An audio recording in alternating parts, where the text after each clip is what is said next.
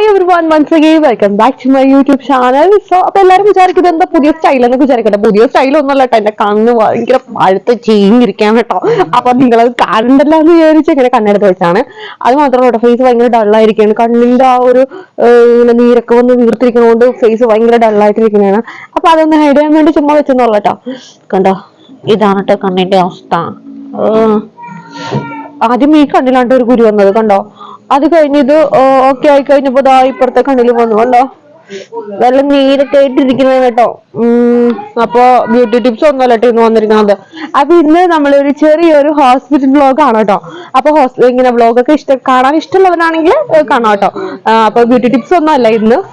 നമുക്ക് സമയം കളയാതെ വീഡിയോ സ്റ്റാർട്ട് ചെയ്തല്ലോ. So let's go to the video. No no no no hospital.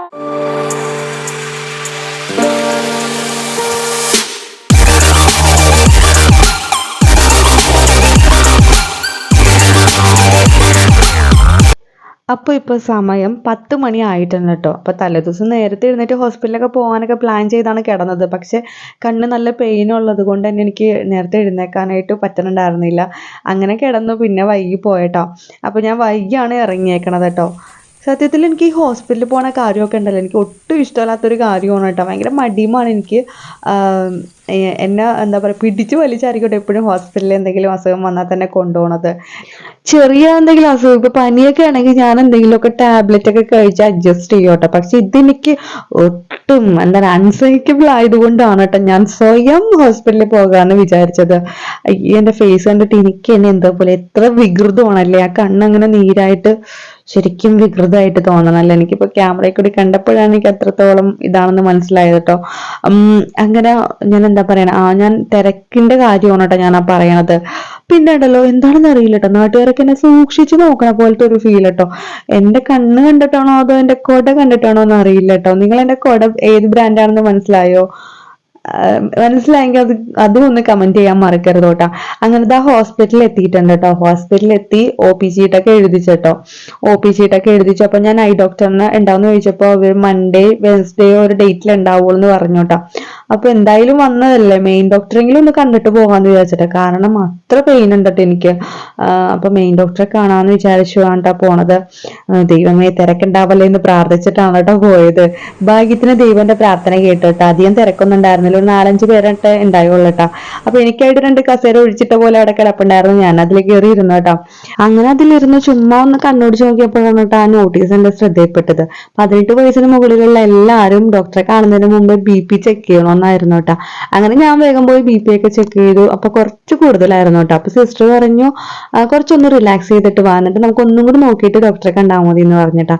അങ്ങനെ ഞാൻ വീണ്ടും പോസ്റ്റ് ആയിട്ട് വന്നിരിക്കുകയാണ് കേട്ടോ. അപ്പോഴാണ് കേട്ടോ ഈ ഒരു സംഭവം എന്റെ കണ്ണിൽപ്പെട്ടത്. കൃഷ്ണപ്രിയ, ആരാണ് ഈ കൃഷ്ണപ്രിയ?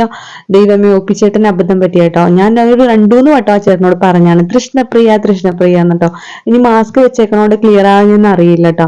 എന്തായാലും കുഴപ്പമില്ലാന്ന് വിചാരിച്ചു. അപ്പൊ അങ്ങനെ കണ്ണ് നല്ല പെയിൻ ഉണ്ടായിരുന്നു, ഇടക്ക് വെള്ളവും വരണ്ടായിരുന്നു കേട്ടോ. അപ്പൊ ഞാനത് ക്യാമറ നോക്കി ഒന്ന് തുടച്ച് കളയണമായിരുന്നു കേട്ടോ.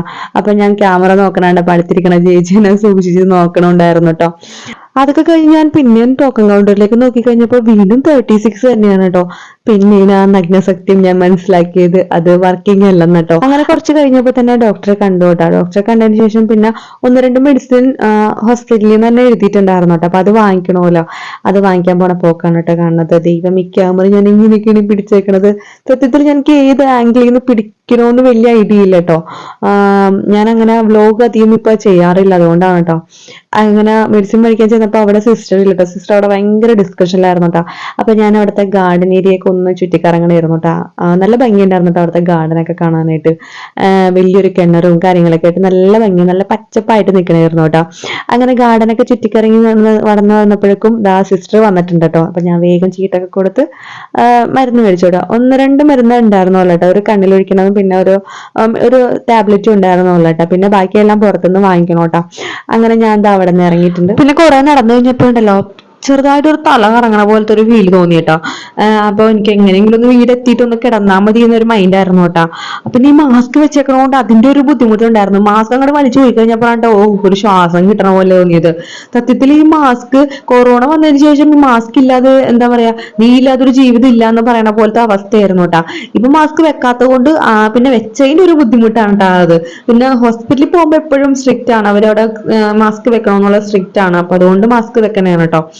അപ്പൊ ചെറുതായിട്ട് ചാറ്റൽ മഴയാണ് കേട്ടോ. അപ്പൊ മഴയ്ക്ക് മുന്നേ വീടെത്തണമെന്നുള്ളതാണ് ട്ടോ ഞാൻ പറയണത്. അപ്പൊ ഡോക്ടർ പറഞ്ഞ കാര്യങ്ങൾ ഓർത്ത് ടെൻഷൻ അടിച്ചിട്ടാണോ എനിക്ക് തലകറങ്ങണമെന്ന് അറിയില്ല കേട്ടോ. അപ്പൊ ഡോക്ടർ പറഞ്ഞ എന്താണെങ്കിലും ഞാൻ നെക്സ്റ്റ് വീഡിയോയിൽ പറയാട്ടോ. അപ്പൊ ഇതിനെ പറയുമ്പോൾ കുറച്ച് ലെങ്തി ആയി പോകും വീഡിയോ, അതുകൊണ്ട് ഞാൻ നെക്സ്റ്റ് വീഡിയോ ആയിട്ട് ചെയ്യുന്നതായിരിക്കും കേട്ടോ. അപ്പൊ നമുക്ക് നെക്സ്റ്റ് വീഡിയോയിൽ കാണാം. അതുവരേക്കും ബൈ.